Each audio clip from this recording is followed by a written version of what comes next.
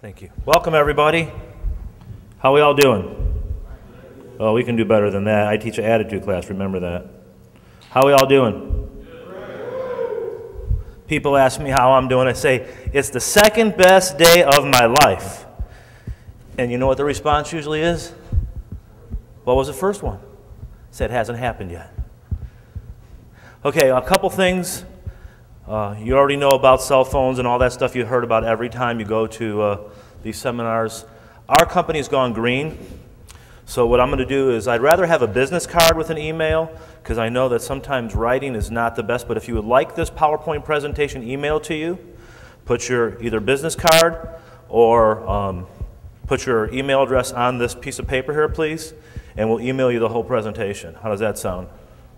We're also using a delivery mechanism called Slide Rocket, so sometimes these become available with audio also, so if you don't mind, we'll also send you that link so you can get the whole presentation with audio. How does that sound? Okay. So, increasing efficiency in the field. Who am I to come in here as a coach and tell you how to do your job better? That's not what my goal is. My goal is to get you to think about things that maybe you haven't thought of or you used to do in the past. Because it's easy to steer a ship in calm waters, but it's a lot harder to navigate in rough waters. We happen to be blessed. We live on a lake. I actually walk out my deck, and about where that gentleman is where the water starts. And it's not a very big lake, but when the wind comes up, you should see how people struggle in a canoe or a pontoon to get off the lake, because the waters get rough and it's really hard to navigate in rough waters. That's what we've been going through. And I'll talk a little bit more about that in the keynote tomorrow. But one of the things that I recognize is called when work gets slow, workers slow down. Agree or disagree?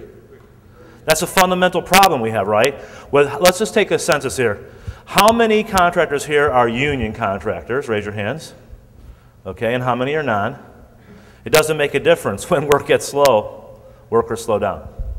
And that's one thing we're going to address today, is what we can do about that. And there's actually a theory out there called the Parkinson theory. It has nothing to do with Parkinson's disease. Parkinson's disease is actually something that afflicts my family. My grandparents died from it. My mom has it, and I'm hoping it skips a generation. But work expands to fill the available time for its completion. You know this because you live it every day. If you give somebody a week to fix something or do something, it'll take them how long? But if we give them 4 days, what happens? It'll get done in 4 days. We can't write a 10-page term paper in 10 minutes. There has to be some reasonability to the task at hand. And one thing I'm very cognizant of is that we can't sacrifice safety to pick up speed, because you guys are in a dangerous business. As a matter of fact, I think the only guys I know that are crazier than you are the tree care industry guys, because they climb trees with chainsaws going, you know. And they call those guys climbers, and they just can't wait to get high in a tree.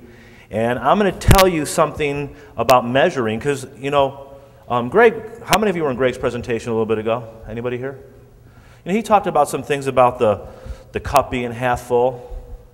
So the cup is either half full or half empty. Come on, you got to help me out here. So it's either half full or half empty. And to me, I think the cup is full all the way. My cup runneth over. Sandy tells me that if I keep on using those types of terms, I'll be washing dishes. Okay, we talk about that. But think about this example of time. Now, there's a book out that just came out recently, and it's a book about checklists. Before I talk about that, some of you watched that video of the Blue Angels. Some of you were chatting and meeting with neighbors, and that's fine. Let me just tell you where you can find those videos. There's a website called Simple Truths, simpletruths.com.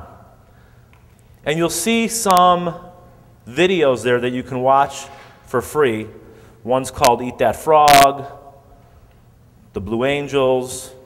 There's a really cool one about Johnny the Bagger. Anybody ever heard of Johnny the Bagger? Okay.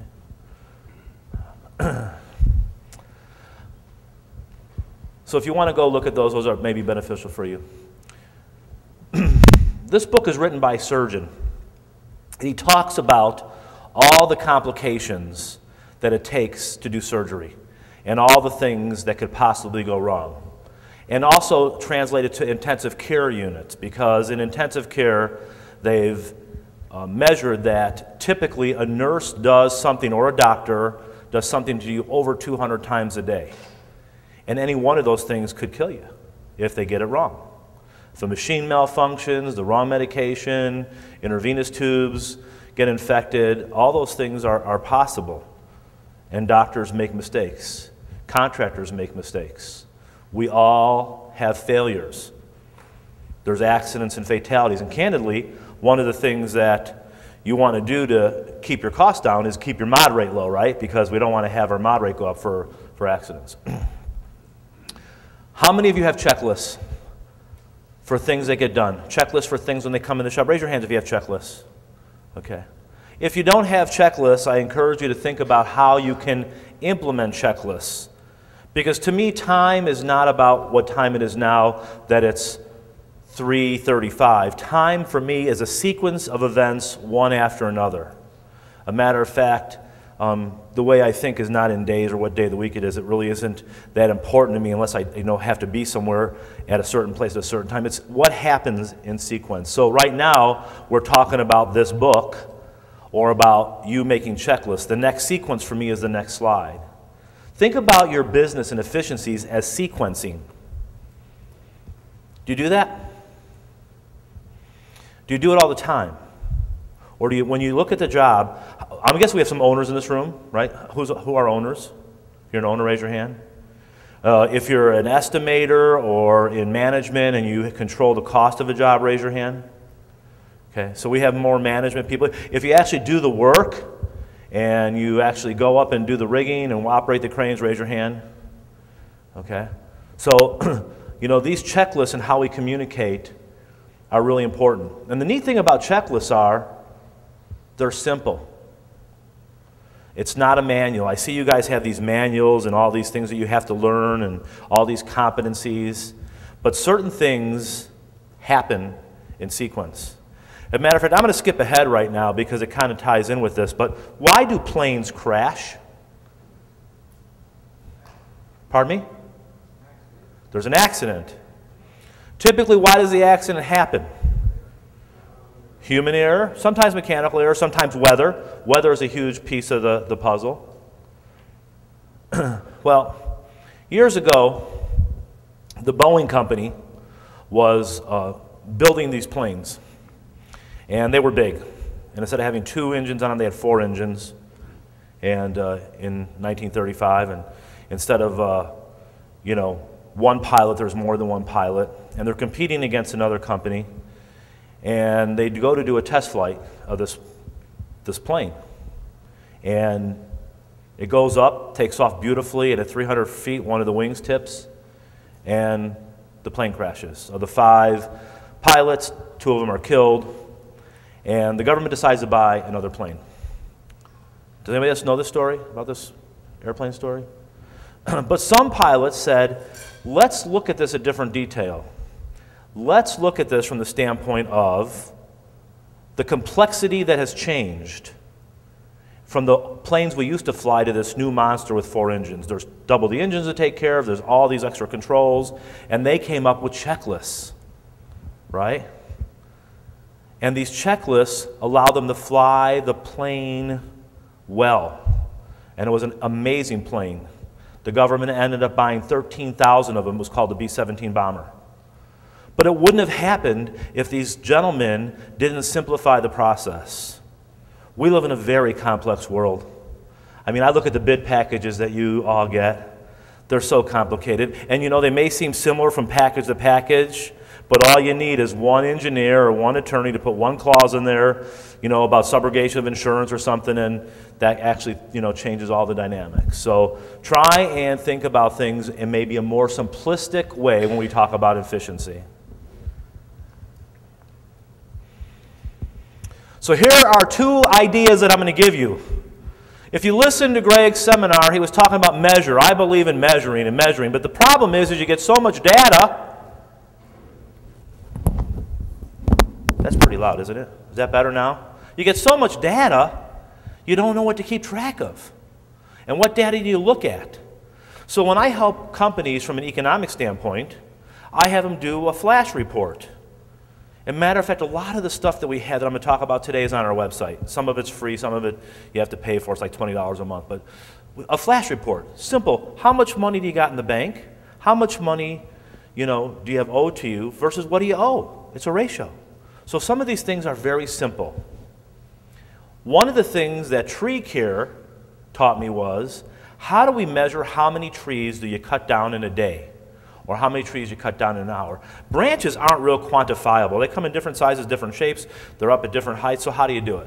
So I came up with this thing called revenue per man hour. Does anybody use this? We call revenue per man hour. Have you ever heard of it before? Who uses it? Raise your hand. We got one. Anybody else? Will you stand up and tell them how you use it? You got a second to share with them? When I'm looking at a job when it's complete, I find out my contract price or revenue that I got for the project by man hour. How much money we're making per man hour. Now, you know what the neat thing about that is? If you track it, you track revenue per man hour, you'll get some historical values based on different types of jobs, and you'll also be able to compare when you start comparing it to what your estimate is for the project. What is the estimate that we want to make on revenue per man hour versus what the actual is?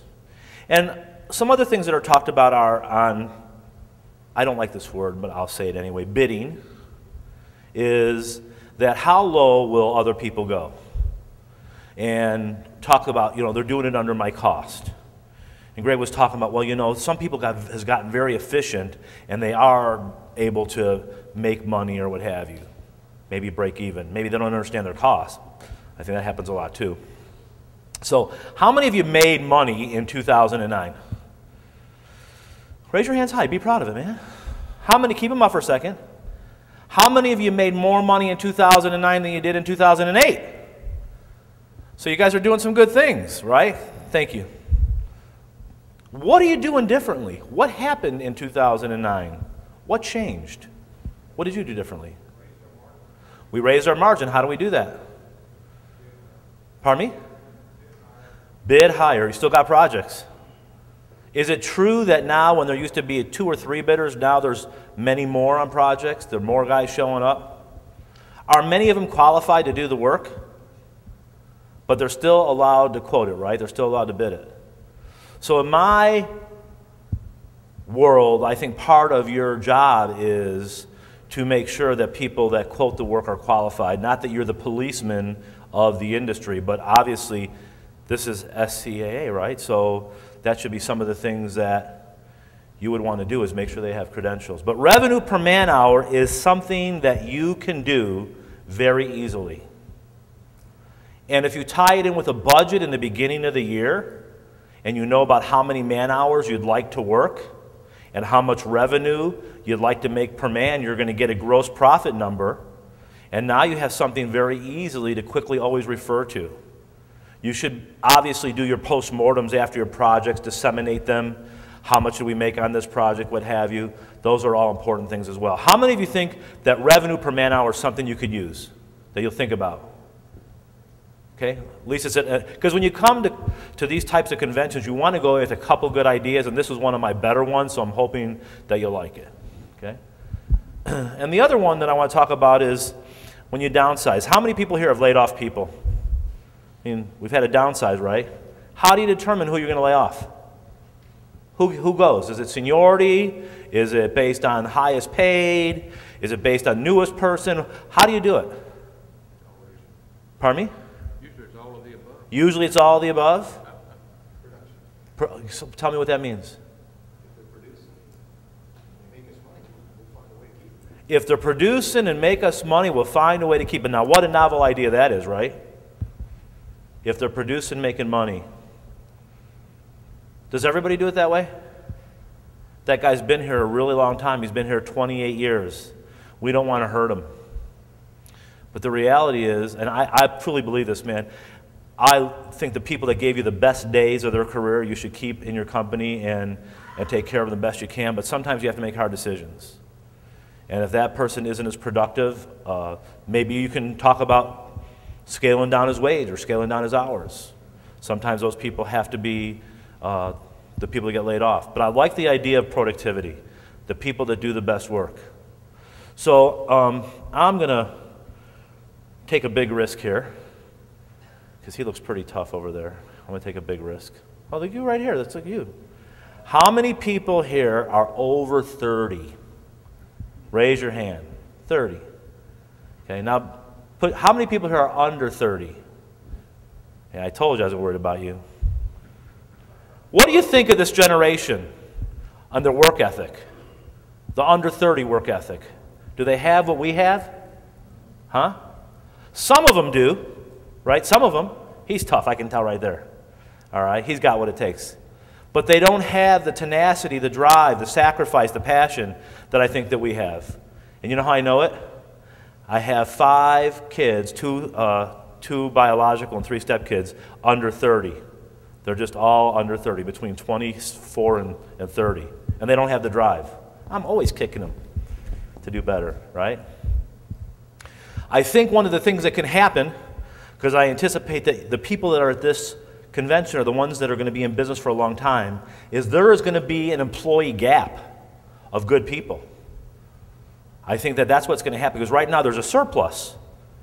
But in 10 years, where are the new workers coming from? So I think you have to look for some of these young people that have really good talent and passion and will work and be productive, because you also have to build for the future, not just for 2010 and 2011. What about managing overtime? That's an efficiency issue, isn't it? It's a huge issue. Back there, do you have a lot of overtime in your company? No? Huh? We're trying to get them 40 hours. We're working hard to give them 40. Okay?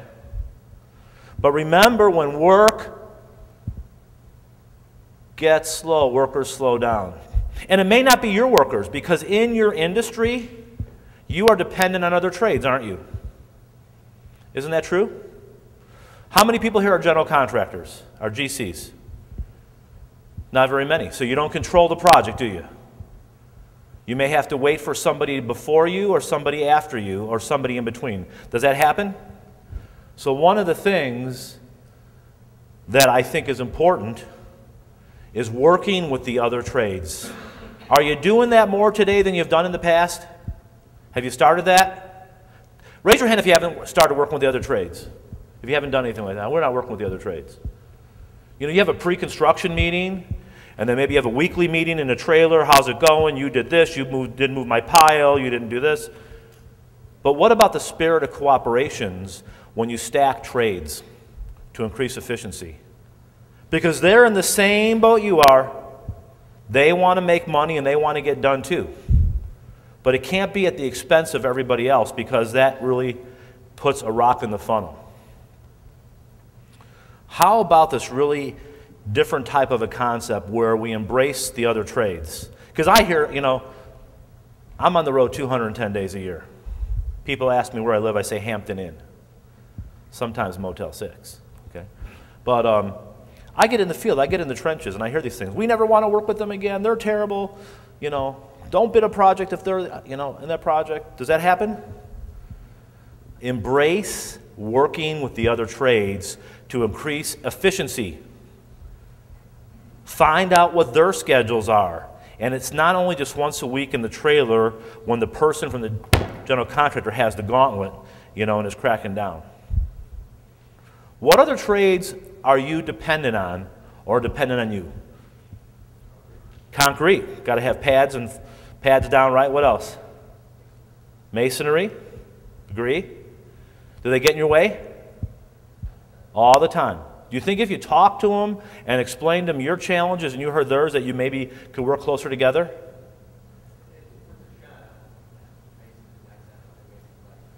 It's worth a shot, but Masons in your town are? I can't say that word, okay? Jerks. Yeah, they're just not very tough. And I think that, you will have some success and you'll have some people that just really don't care. You may even have some that start out with a great attitude and then it tapers off, but I think it's certainly worth a try.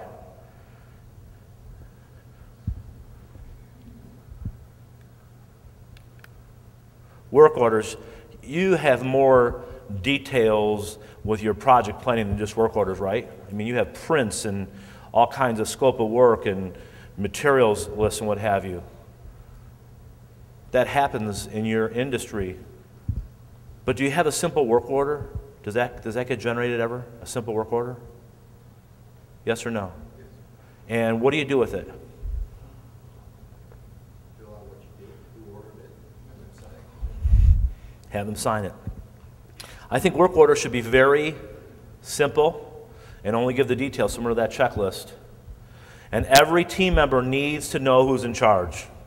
In a lot of crews, there's somebody that's in charge and there's somebody who's been there for a long time and thinks they're in charge or people go to.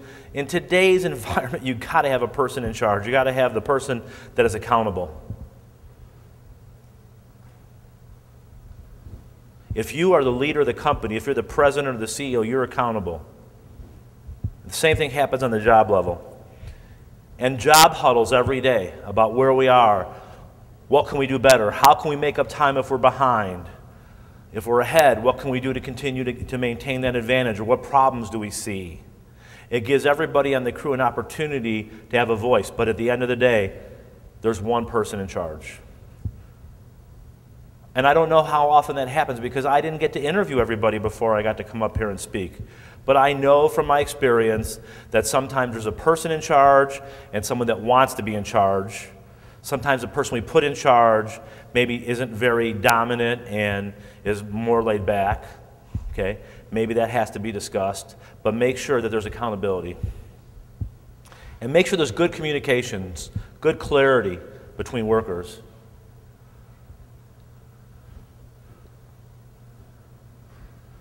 So here's some things that you can track. These may not all apply to you, but on-the-clock driving time, planning and coordinating, meetings, equipment maintenance. Remember, I'm going to send you the presentation if you want it. Preparation in the yard. Do any of your workers have that thing called a roach coach? That thing that dries up and you get that terrible food? Do you guys have that? Do they eat on your time or their time? They're supposed to eat on theirs, right?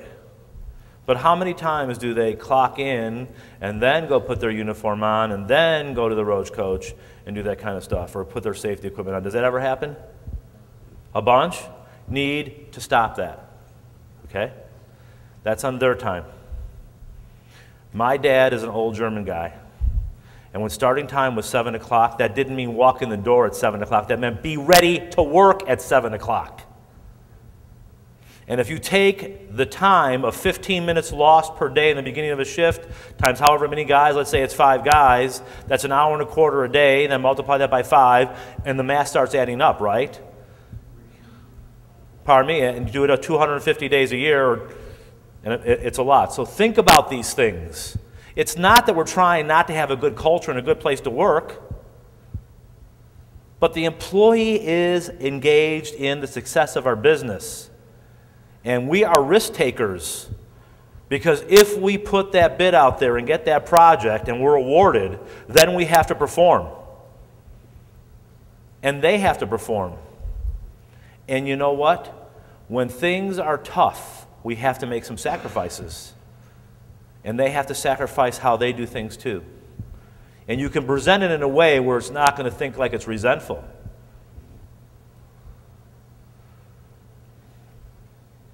Waiting on materials, that's an awful one too, right? Because it's just so expensive to sit there and wait. Scheduling. You heard, he just said all kinds of stuff about me up there that was pretty much all true, but he didn't tell you like everybody else what my education was. You know why? Because I have a law degree, and I don't want anybody to know about it. I don't practice law. So it's a license to steal with a briefcase. Anybody else here have a law degree besides me? Good. But I'm a gadget person. I have 3 laptops with me, my own projector. I decided to bring one of my Harleys down here. I drove it down from Chicago. I believe in technology. When you were in that pavilion today, did you look at some of the technology that's available to you? So let's just ask this question. In the quoting process, the bidding process, how many people honestly here still use a legal pad and a calculator and don't use a spreadsheet? Anybody?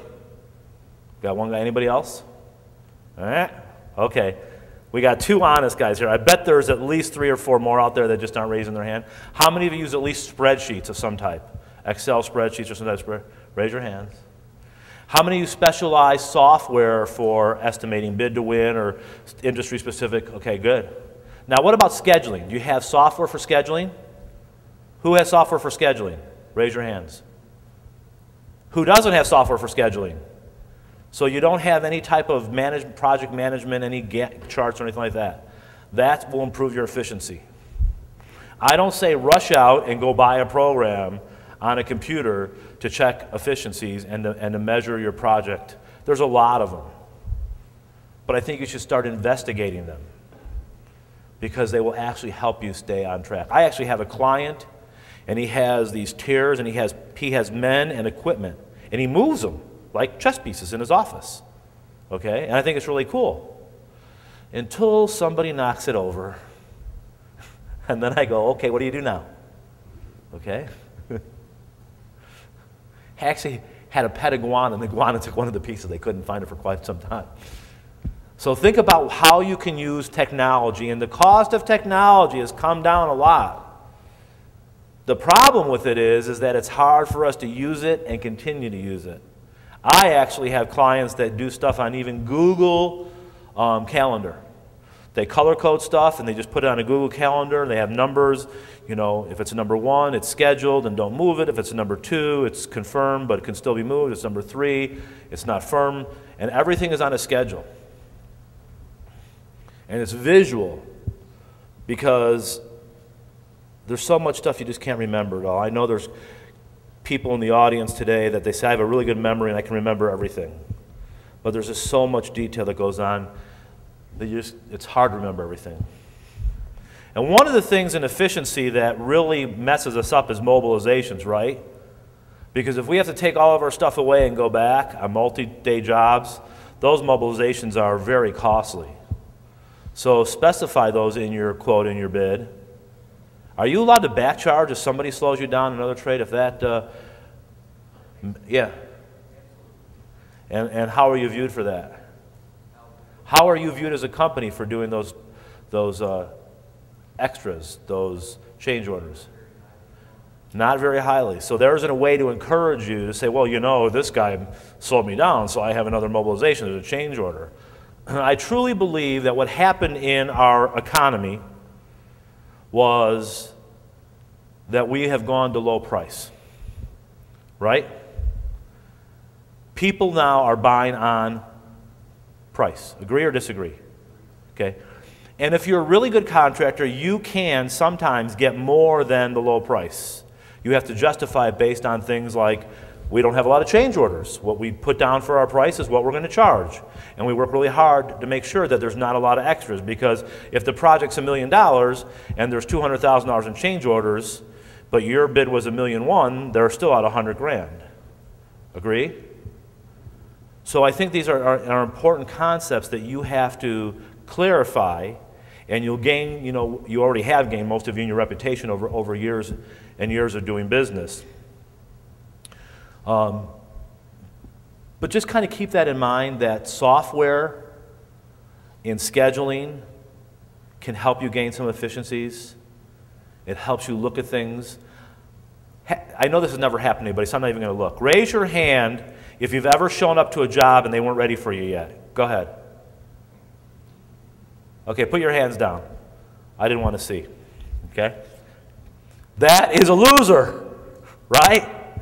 That's a simple phone call, or someone going to the project, a PM or you know, construction manager, project manager going to the project, making sure we're ready. That cost on that mobilization, moving this equipment around, I saw that gas was up to about $3.03 for premium when I was coming down here. What's diesel at? It's getting scary again, isn't it? So saving those costs. Right-sizing crews. What's the normal size of your crews? Shout out some numbers. 5-man. Help me, come on, you guys, it's, huh? 12-man crew. 10. 8. Is it always 12? Is it always 8? Is it always 10? Is it always 5? Do we decide that sometimes we're going to pick up an extra man to gain efficiencies, or we're going to leave someone home? It's hard to leave someone home, isn't it? Isn't it hard to leave someone home? Because they have a family, they got to put food on their table, and you feel compassionate that they have to work. But sometimes you may have to rotate, like depending on the skill level of the people. Maybe one person works, you know, on every 8 days or every 10 days. He gets a day off, he's only working 9. And that rotates in and out. So look at how you can right-size your crews. And that's very synergistic with the Parkinson theory.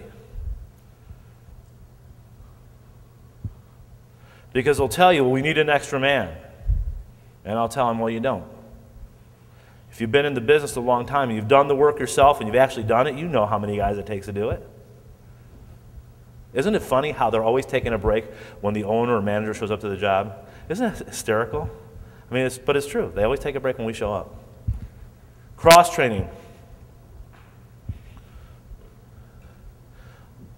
I coach lots of different trades. And one of the biggest things that we're preaching is cross-training.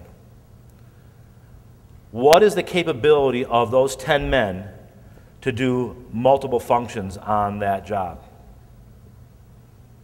Typically, there's maybe 1 or 2 guys that operate the crane or a piece of equipment, and then there's actually technicians that maybe bolt something down, right? I mean, I did a lot of research on your industry. I looked at you guys have a lawsuit in the Supreme Court, and you guys are doing all kinds of stuff, and I'm really impressed by the things that I've read. So I kind of understand what you do, not exactly to the detail because I haven't been up on that 30-story building, but I know that cross-training will help you immensely. For example, the right sizing of the crew may be that it's an 8-man crew, but one guy got sick, or one guy's got to go out of town for a wedding, and now you only have 7 men. How's that going to affect productivity? Well, you can track it by revenue per man hour. It's very simple. How much revenue did we do versus how many hours we worked? We have long-term jobs in this industry where they go on for more than a week. Do we do incremental billing? Do we track how much we do? So there's ways to measure things. There's a lot of other ways besides revenue per man hour, but that's kind of an easy way for you to budget. I just really believe in cross-training, educating the workforce, people that are willing and passionate to do things they're not doing. They say, well, that's not my job. It could be your job. If you want to work here, it's your job. Because knowledge is power, and you want people to be able to do lots of different things. Now, obviously, people that specialize, and we have to focus on certain tasks that are very specific, we don't want to trade off, but there's times when we do. Has anybody ever heard of a balanced scorecard? Ever hear of this? What is a balanced scorecard? How about this? Do you pay bonuses to employees? How do you give them? How do you give out a bonus? Incentives. But what's the incentive? Give me an example of what you do. Well, how do you, okay, let's stay here first. I'll come to you. We got a set rate. Anything over 30%, they get a bonus. 30% savings in time, 30% what? 30% of the overall profit, okay. How about you?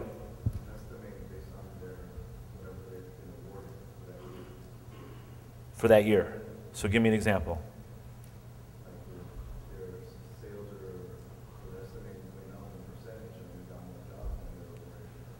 And that's on the sales side. Does that help the production worker too?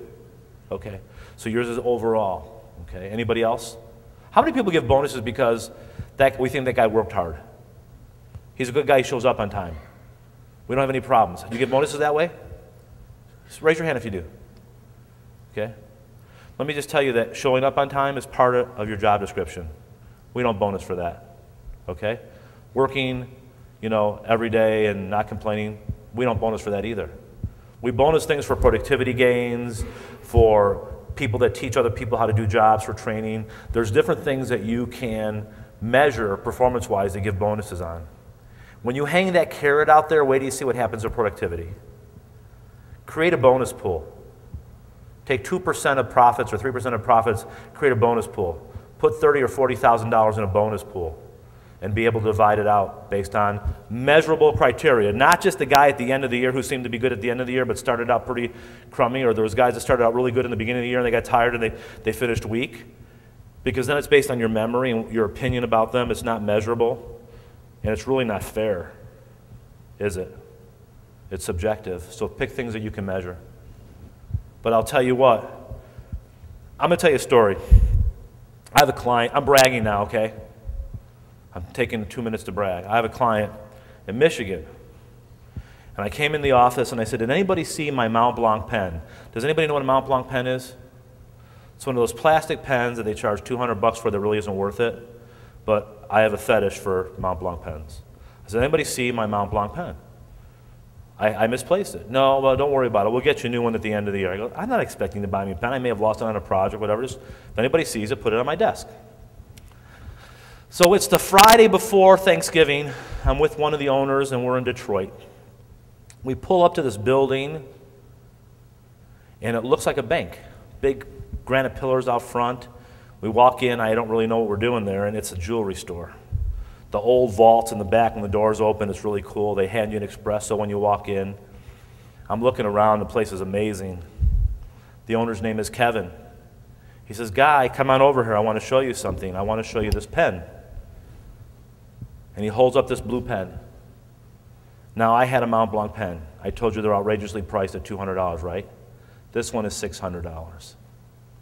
I only brought it here today to show you because I'm afraid I'm going to lose it. I said, Kevin, I have the ability to buy my own Mont Blanc pen. I charge you $80,000 a year in consulting fees. He says, yeah, but do you like it? I said, of course I like it. How could you not like it? I'm a Mont Blanc pen freak. He says, then you got to have it. I go, I can't. He goes, you have to. I go, why? He goes, I'm buying you this $4,000 watch to go with it. They made so much money based on their efficiencies and the things that they executed that they shared the wealth. My customers are a blessing. They're wonderful. But they made a lot of money because they're doing the things that I'm sharing with you. I cannot share them all in an hour. That's the problem. There's so many of them and there's so many things. I have to talk in generalities. So I'm going to be around today and tomorrow. Feel free to come up and talk to me about your personal stories and I'll try and help you. Fair enough? So we talked about measurable goals and things that you can measure. What are things that you can measure? What are things that, on a consistent basis, from job to job, you can measure? Pardon me? Tonnage. Tonnage of steel? I like it. Do you measure it now? Every day? But you could, right? I coach a concrete company. They have about 12 offices. They do about $600 million in sales a year. Every day on every one of their projects, they know how much they poured in concrete. They know if they're ahead or they're behind. They know exactly where they're at. And they do very well. Now, there's some problems, and I'm going to tell you why there's problems. Because the employees don't want to give you field data, right? You're going like, you can stand up here and preach all you want, but how are we going to get the data from the field? Okay, well, employees are paranoid about collecting data because they think it could be used against them, so you have to take that away. Then you have to kind of, give some insight of what goes through the typical girl's mind and ask them, about the self-report the performance. They don't want you to build a case to fire them. They don't want you to set impossible goals, and they're never going to understand all the CRAP that we go through, okay? So you got to tell them what's in it for them. Better work, it keeps us from blowing bids. Job security, they win more hours. The thrill of victory, when our trucks are going by and we're doing work and the other guys are sitting in the yard and they're not. Better planning, good data, lets us set realistic schedules. But you have to go into this with integrity. You have to do this where you're setting realistic goals. Because remember I talked about, if this job has 5 days and we do it in 4, we can't tell them we're going to do it in 2. It's got to be realistic. As a matter of fact, when we bid the job, how many of us are actually asking the field people their opinion about can we perform this in that amount of time? And get a second set of eyes on it. They may see things, you know, in the old days, which wasn't that so long ago, you know, we would, you know, estimate a project, and then one or two things would happen. The field guys would go like, you want me to do what? In how long? Or they'll go, wow, I can save some time here. I can do better than this. Let's do that on the front end, on the estimating side, and we'll win more jobs. Do you do that now? Sometimes? Okay. And remember the last thing I told you before was the foundation for performance bonuses, and we share the profits.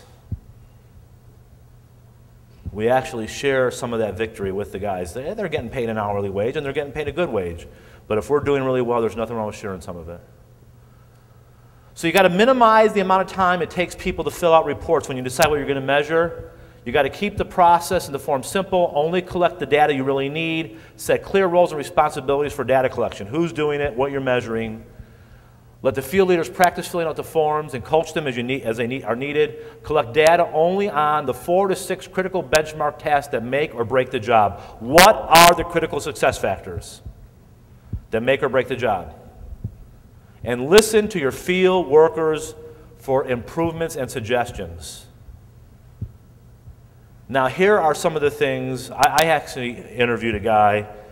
He came in an office I was at, and he was from Tennessee. And he had great credentials of where he had worked. And at the end of the conversation, it was about 5 minutes, he said, so, do you have a high school diploma? And he said, no. I said, can you read and write? Basically. The guy has gone through his whole life and has a hard time reading and writing. But you know what he can do? He can write down numbers. He may not be able to disseminate big words, but he can write down numbers. He can remember codes. You know, that's a 60, that's a 90. So we keep it simple. And I'm not suggesting that people out there can't read and write. I'm just saying this is an extreme example. Keep it simple.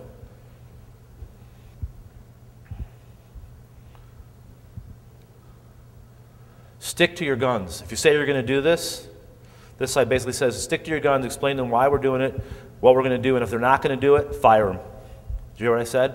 Fire them. Take no prisoners. Tomorrow I'm going to do a keynote speech, and one of the video clips you're going to see in that keynote speech is a video with Mel Gibson from We Were Soldiers. We are at war. Okay? We have to be at war together. Everybody is at war. Okay? And you have to understand who the enemy is too. Who is the enemy? Procrastination. Okay, that's an enemy in the work side. Who's the enemy in the overall big picture? Is it the owner? Is it the GC? Who's the enemy? Wasting time? Okay. I got an interesting exercise. In this whole 2 days that I'm here, I'm going to hand you one piece of paper tomorrow. One piece of paper, and it's going to relate to time. So don't let clerical staff undermine this process. Don't let estimators undermine the process. You've got to collect the data from the field. Keep it simple, and then you can measure it. Here are efficiency killers. You know these. They're real. They happen to you. But we got to go over them again. Not getting the material to the job on time. Not keeping crews together. Splitting up crews that are synergistic and work together well. Unrealistic and unmanaged project schedules. Foreman not understanding the scope of work. I deal in the fire sprinkler industry. And the funny thing about that industry is that design is usually done post-bid because they don't always know where things are going to be placed, so that's always post-bid. And dropping pipe is more expensive when you're dropping pipe in heads. So I know that this happens in all trades. The foreman has to understand the scope of work, and when the scope of work changes, we're entitled to more money. If the scope of work changes for the benefit of the owner, we can rebate him money too. Doesn't happen often, but it can. Waiting on others, we talked about that. Job inventory and cleanliness and lack of daily planning. When you have a project that's going to go on for a long period of time, now some of you probably go to a project and maybe it's a short-term 1 to 5 day project. Does that happen? 1 to 5 day projects? How about projects that are over a month? Do you have those? Aren't those the ones where we get in kind of the trap and we just go and we show up and we're not doing daily planning? Look at what would happen if we were efficient on those jobs as we were on the 1 to 5 day jobs.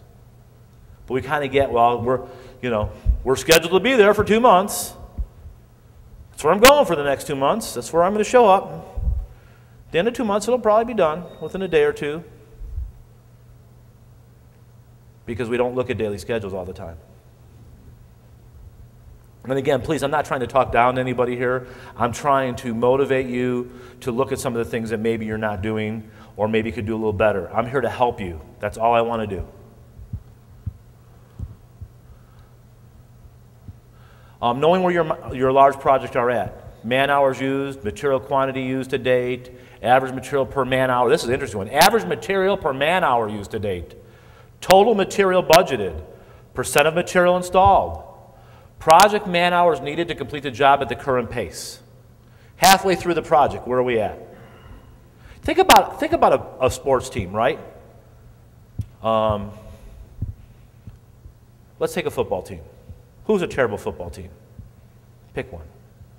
Who? I would have never said that. The Buccaneers, okay? Let's just say that there's a team and it's the first half. And the score is 21-6. How many teams come back in the second half and make it a game? How often? Not that often, do they? That's usually going to be a 42-17 game or a 42-14 game or 35. That usually is not a close game. Why? Why? Help me. What? They gave up. We're already down. They gave up. So if we're halfway through the project, we can't give up. This is more than a score on a scoreboard. This is our checkbook. We can't give up. If we're behind, we got to figure a way to catch up. We got to incrementally figure out how we're going to catch up. Man hours budgeted, and variance from budgeted and projected man hours. That's what the one I talked about. Revenue per man hour is pretty much the same thing there. Are any of you guys using subcontractors very often? I'm going to skip over this if I don't think you are you? Okay. We talked about why airplane crashed. Is that a cool picture of an airplane in the ground? Tell me. Huh? That's like a perfect crash. That's like when I was a kid in the sandbox. They crash because we make multiple mistakes. Typically, an airplane isn't going to crash because of one error. A pilot makes one error, one bad judgment. It's compound errors and compound problems that are what causes the plane to crash. If your plane crashes, it's not going to usually be because of one error. It's compound errors. And why don't we fix them? Either land the plane and fix it, or don't fly at all. I remember a couple years ago, I was sitting in an airplane. Remember, I travel 210 days a year. We've been on the airplane an hour and a half. The pilot had come on and he said, we can't take off because there's a smoke detector going off in the luggage compartment. After 45 minutes, I said, if the plane's not on fire, let's just fly it. Right? Because why get us off the plane if there's a smoke detector going off? But think about your business. Go down to the project level. Think about why they're successful and look at the ones, the post-mortem of the ones that aren't. Because nobody always has all winning jobs. I'd like to think that they're all winning jobs, but they're probably not.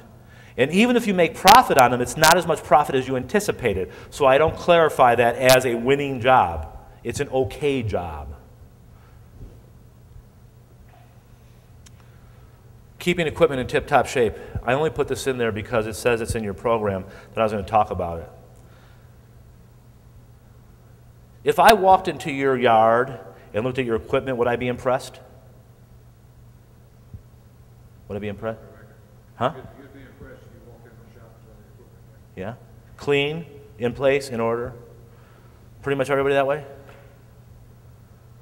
I mean, I know companies that everything is meticulously in place because it saves time. Somebody takes something out, they put it back where it belongs. So I'll give you an example. I wrote an article recently. Sandy's on the way down. Sandy's my fiance. She's the most wonderful woman in the whole world. I don't know why she puts up with me, but she's on the way down. She decided she was going to cut the bushes in front of the house. And we have one of those gas trimmers, right? So it's not working. Do you know why it's not working? It's out of gas. It's out of gas. So what does she do? She comes in the house and she says, honey, the trimmer's not working. Could you show me how to put the gas in it? Okay, so now we have the highest paid person in the house attending to the gas station duties, right? And it's a 30-to-1 mix, so I got the Dixie cup out and I'm mixing it all up, and I'm trying to start it, and it's still not starting because one of the teeth is bent. Now, she told me before she started the project that she would be ready to go out on the motorcycle in about an hour. It's not going to take that long. We are now both in the project for 45 minutes. So with a pair of vice grips along those pliers, I adjust, the teeth, and now it's cutting, and she's doing what she's supposed to be doing and trimming the thing. Now think about it. I didn't have to go to the hardware store because I was lucky I had everything put away in my man cave where it's supposed to be. I had all the tools with it, so I saved some time. But even with that, look what happened to my project. She now engaged the most expensive person in the company to help do the trimming. For 20 bucks, I could have hired the landscaping guy to do it. We didn't keep the equipment in tip-top shape, okay? And I'm not proud of that. So it must have got dropped, the teeth got bent, so keep equipment in tip-top shape. I believe in assigning equipment to one individual besides a mechanic. The person that operates it most often, what have you. So I'm not going to tell you the name of the company, but I have a contractor and they have a lot of trucks. They have cameras in the yard, and the driver's supposed to do a walk around every morning, tires, lights, check the oil. And there was one truck that was constantly in for maintenance. The guy wasn't checking the oil, and he said he was. We got you on camera. You're not checking it. You do what you're supposed to do. Have that checklist. Do what you're supposed to do. Keep the truck in order. If it feels like they own it, how many of you have portable cranes that you drive around? Okay. I mean, is that assigned to one person basically? And are some of them kept better than others? How many do you have? And you got 3? You got 21 of them. Are they all kept the same way maintenance-wise? Similar? You're strict about it. When you say you're strict, what do you mean you're strict? What do you do? With regards to Keeping them working, clean, safe? all the above, How? the mechanics check it randomly. Yes? They check it on a regular basis. Yes. Mechanics check it regularly. What's the driver's or the operator's responsibility? They have a daily checklist that they go through. Daily checklist. So if I were to go to a job and I needed belts, would the belts be on that truck, or would the chains be on there? Would all the, Yes, they would. they're all on there. Okay. And if something breaks, what happens? It depends if it's abuse or just regular wear and tear. Let's just say it's regular wear and tear. We'll give them the benefit of the doubt. It's repaired. Repaired. Now let's say it's abuse. We find out why it's abused, we write them up. And we make a call based upon that. Okay, fair enough. 21 pieces of equipment. What do those things cost to copy? They range all over the board. A couple $100,000, few million. A lot of money tied up there, right? Got to take care of it. I agree. You're doing a great job. How many people here are going to auctions and buying equipment? Anybody? There's a lot of cheap stuff out there, isn't there? Some bargains. Just keep in mind what I'm seeing, because I do merger and acquisition, which means one company buying another company. And typically what I see happening is when they're buying the company and they put a value on the equipment, even auction value, they're having to spend a lot of money on maintenance because they let the maintenance go at the end of the life cycle of the company before it was sold. So when you go out and you see that bargain, just keep in mind they probably didn't maintain it the last so many months that they used it because they couldn't afford to. Before you buy it, make sure you can put it to work immediately, because you don't want to have a yard full of equipment you can't use. I mean, it's common sense, but there is auction frenzy out there. Well, we may get this job on a buy it just in case. Guess what? Get the job, it'll still be cheap because equipment hasn't gone up in price. If there's one thing you should be glad, is there any equipment salesmen in here? How do you think they're doing? I mean, we're surviving, we're scratching, we're scrambling. Unless they're selling stuff overseas, they're hurting. You know, my dad came back from China. He was there for a month. And he came in the office. You know what he said? He said, I saw the enemy, and it's us. We got to get back to what we used to do. We got to get back to gutting it out, to paying attention to the numbers, to keeping the best people. Not necessarily the highest price or the lowest price. The people that are talented, the people that are going to help us, the people that are going to make sacrifices with us along the way. Tell me what kind of questions you may have had on anything that I said or something I didn't cover. I usually try and interact with the audience more when you come into the room, and I didn't get a chance to do that. Did you pick up any good tips today? Was there anything beneficial here that you can build on? Yes or no? Okay. I feel I do my job if I give you a couple little tidbits that you can build on. Again, I'm not a specialist. I'm not a crane operator. I don't walk the beam. But I appreciate what you and your guys do. And sometimes it's people like me that can look from a distance and observe things that may not be obvious to you, but they're obvious to me, because you're inside the picture frame. So there's a story about the guy who is hired to go to the electric plant, and there is this big electric motor that's not working. You may have heard the version of the story differently. And the guy says, lock me in the building, and tomorrow morning I'll tell you what the problem was. And in the morning, the management comes in, I'm cutting the story short, and there's a white line with an arrow pointing to a turbine. And the guy says, behind that turbine, there's an armature that's wound incorrectly. They go, wow, that's pretty incredible. And he charges them an outrageous amount, we'll say $100,000. He says, well, how can you charge that? All you did was paint a line on the floor. He goes, yeah, but I knew where to paint it. You have the knowledge. Maybe you have to step away a little bit, watch what's going on, observe, instead of getting in there and trying to just change things and, mix up the players. Make an observation of what's going on out there, okay? So I look forward to our keynote tomorrow. I look forward to meeting some of you personally. I want to thank you for having me here. I think you have a great organization. The people I've worked with have treated me awesomely. Thank you again. And I'm up here for questions if you want to come up and ask anything. I also have business cards up here if you like them. Thank you very much.